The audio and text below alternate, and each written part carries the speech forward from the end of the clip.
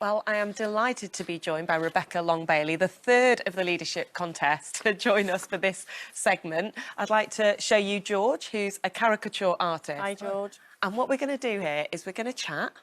And as we chat, George is going to get some ideas and he's going to draw a caricature of you. It'll all be fine, I promise you. All right, so let's just start. What 3 words would you use to describe yourself? Bolshy. Bolshy.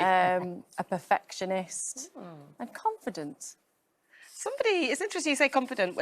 Confident. One MP, I think, who's close to you or sympathetic, said you were genuinely quite shy. I don't lack confidence, that's for sure. So not true? No. You're running to be Labour leader. Your dad worked at the Salford Docks and your mum was a shop worker. Just wondering where you and why you got into politics. Was it to do with them?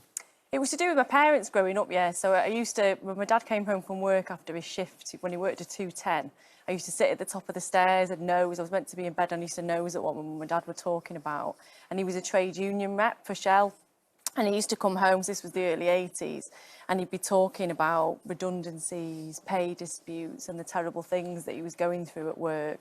And then later on, my politics were shaped by the experiences that I had, like my first job was in a pawnbroker's, and I used to see people coming in all of the time trying to pawn their family heirlooms to make ends meet, and it made me really angry. But it wasn't until later in life that I actually got actively involved in politics, when I went to a Labour Party meeting with my mum, and became quite angry because we got a Conservative government in 2010 at the time, and I realised that I couldn't just stand at the sidelines and shout anymore.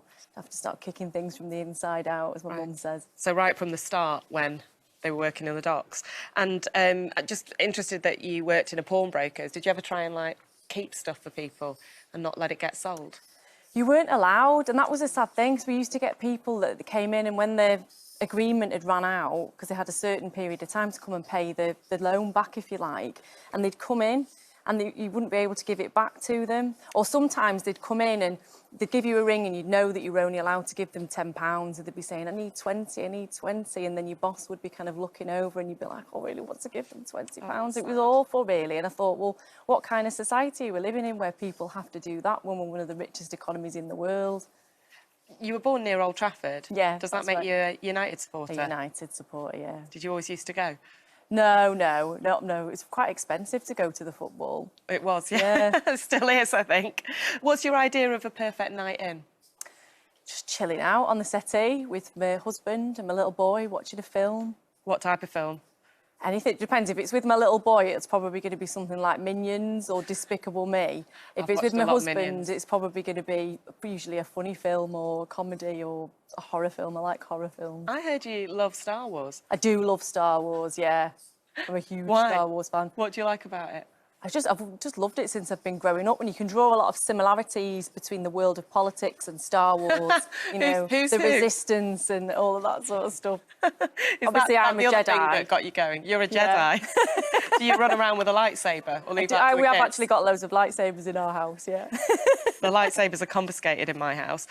You share a flat in London with Angela Rayner, who's standing as deputy leader. Yeah. Is there a lot of political chat in the evening? No, not really. We don't tend to talk about politics much. We talk about, you know, what we're going to have for tea normally, things like that, really. What are you normally going to have for tea? We like getting Chinese takeaways. Yeah. If we're not just making quick things like pot noodles, which happens quite a lot. Pot noodles? Yeah. Do you love a pot noodle? I don't love a pot noodle, but when you get in at like 10, 11 o'clock at night and there's no time to go to the shop or anything, we do have a stock of pot noodles. I had Angela's last pot noodle last week, actually, when she wasn't in. Chicken and mushroom, I need to get her another one. I used to love them. I was going to ask you, what's your guilty pleasure, but is it a chicken and mushroom pot noodle? I do. I mean, I don't mind pot noodles, but if I had to choose something nice, it wouldn't be a pot noodle. I like Greg's sausage, vegan sausage rolls. They are I'm not so even a good, vegan, aren't they? and I like great vegan sausage rolls. Better than the actual sausage rolls. What's your perfect idea of a night out? Oh, I haven't had an actual night out for that long, because I've got a 7-year-old, so we don't go out very often. But I think either going for a meal or going to the pub. Oh, I heard you like to go out to Prodigy concerts. I haven't been to a Prodigy concert for ages. I did take my husband to see Fatboy Slim last year, though, as one of his birthday presents, yeah. And that was like our big crazy night out. Yeah. What about clubbing? I don't go clubbing anymore. I don't think they'd let me in. It's too old. They wouldn't let you in. I reckon they'd let you in. You're a trained solicitor. Yeah. but you've obviously done other jobs. You've told us about working at pawnbrokers. When Emily Thornberry was here, we asked her what the worst job she'd ever done was, and it was cleaning the toilets in a cross-channel ferry, and she described some pretty rough moments. What's the worst job you've ever had? The weirdest job I've ever had was in a train bookshop. Because I'd worked in a bookshop before and I liked working in bookshops because you can just sit and you can read all the books and stuff. And one summer I remember going into one in Manchester and I saw all the train books downstairs and I thought, oh, it must be because it's near the train station. It's like a theme. And I went in anyway and I was like, oh, have you got any work going? And they said, oh, yeah, actually, we could do with someone over the summer. And then I started on the Monday and realised that it was a train and bus bookshop. So I learned all about the world of train spotting and bus spotting for about 6 weeks. So you've got lots of opinions on trains? Just we need to bring them into public ownership. All of them? All of them. You famously gave Jeremy Corbyn 10 out of 10 for his leadership. How do you feel when people call you Continuity Corbyn? I'm not anybody's continuity candidate, and it's quite disrespectful when people say that. Do you think so? Yeah, I mean, I'm strong to my principles, and I supported Jeremy because he believed in many of the things that I believe in, but we're certainly not the same person. Well, definitely not the same person. No, obviously, I don't have a beard, do I? Or an allotment. Do you get on well? Jam. I do, yeah, with Jeremy, yeah. You weren't a member of the Labour Party all your life, were you, like other candidates? Why not? No, well, it was later in life. I mean, I did what everyone, you know, is supposed to do in life, really. I was always political, and my parents were quite pushy, and they said, you know, Rebecca, we don't want you to go through what we've been through. We need you to get educated. You've got to have choices. So that's what I did, and I worked hard, and I did really well. And then I realised that a lot of people around me hadn't done well, and it wasn't because I was unique in some way, it's just because I was lucky, and that made me quite angry. And then in 2010, my mum's always been really political, shouting at the television, watching every news channel going. What does she shout at? Everything. She's got an opinion on everything, my mum. She's one of the most educated people I know, having left school when I think she was about 11. She could have been a dangerous woman if she had been to university, I think. That's what we always laugh about in our house.